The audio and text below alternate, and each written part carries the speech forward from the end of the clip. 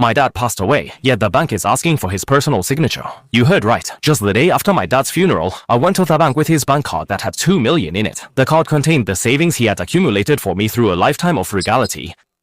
I pushed the death certificate, household registration book, my ID card, and all the documents that could prove my dad is my dad, and that I am his only son, neatly to the counter window. But the female clerk behind the counter didn't even lift her eyelids, and just lightly said 4 words.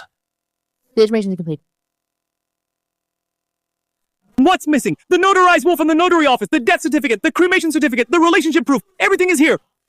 Our bank has a policy that for large withdrawals, especially those involving inheritance, the account holder must be present to confirm. I thought I misheard. An absurd rage surged from my feet to the top of my head. In person, didn't you see the proof? My father is no longer here. How can someone who has passed away be present?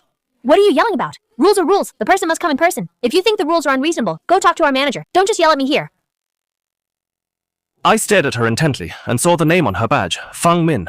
An elderly man waiting in line nearby couldn't stand it and spoke up. Young lady, this situation is special. Can't you make an exception? The person is gone. How can they come? Rules are rules. Are you going to take responsibility if something goes wrong? You're worrying unnecessarily. I stared at her indifferent face, my chest heaving violently. I leaned down to the window, gathered all the documents one by one, and calmly said in a voice only the two of us could hear, "All right, it's the rule, right? You need the person to come in person, right? I will personally bring my father here." After saying that, I turned and left. Fang Min's contemptuous face and provocative words swirled in my mind like a curse. That wasn't a regulation, it was harassment and humiliation, and a second injury to someone who has lost a close relative. Leaving the bank, I drove to Tianli Law Firm on the outskirts of the city. Uncle Wang, the person in charge, was my father's old comrade for decades, and an elder who watched me grow up. Xiao Yu, why are you here? You look so pale. Did something happen? Uncle Wang's tone was very concerned, and I didn't stand on ceremony telling Uncle Wang the whole story.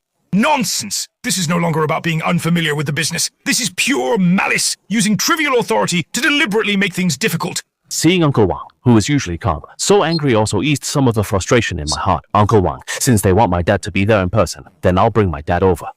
Xiao Yu, are you saying? Uncle Wang looked at me in shock. That's right.